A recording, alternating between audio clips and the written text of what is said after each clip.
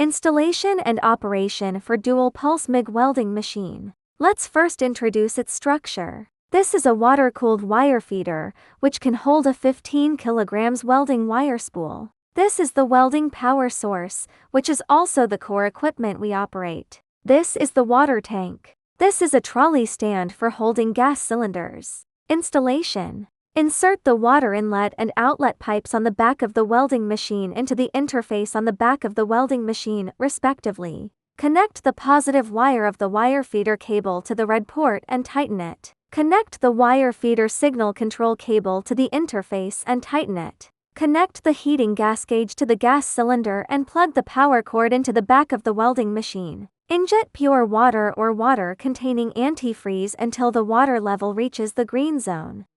Loosen the front connector of the welding machine and connect the grounding cable to this connector. Open the wire spool cover, loosen the wire feeding mechanism pin, and check if the wire feeding wheel size is correct. Place the wire spool onto the wire feeder and feed the wire along the wire feed tube.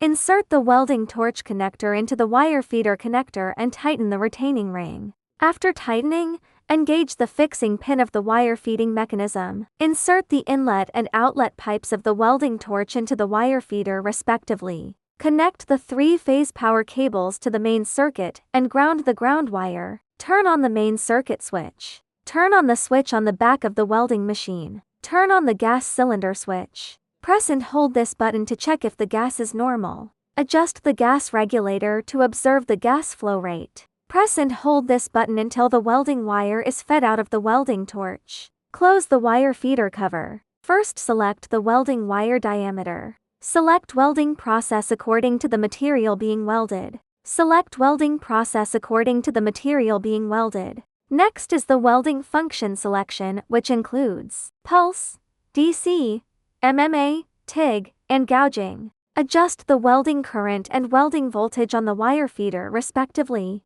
Clamp the ground wire clamp onto the workpiece being welded. Introduction to hidden parameters and code. There are 19 hidden parameter settings, each with a unique identification code, ranging from P01 to P19. So how do we access the hidden parameter settings interface? Select Pulse Welding Mode. Press and hold the Store and Welding Wire selection buttons simultaneously. When the current display shows P01, it has entered the hidden parameter adjustment mode. You can select codes P01 to P19 using the up and down buttons. After selecting the code, you can adjust the knob to choose the specific value or state. The state and value are displayed here. These 19 parameters can be set according to actual needs. After completing the settings, press the Save button to save and exit. To restore factory settings, press and hold the knob until all indicator lights flash. Parameter storage.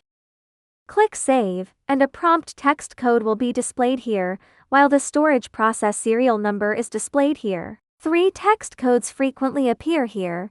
NPG indicates that the serial number does not save any storage process procedures and can be stored under this serial number. If PERG appears here, it means that the serial number has stored process parameters. If PRO appears here, it means that the serial number is creating a parameter store. The serial number can be switched by adjusting the knob. After saving the parameters, you need to press Save again to exit the current operation. To retrieve stored process parameters, press the Call button, use the knob to select the serial number, and then you can directly use the current parameters.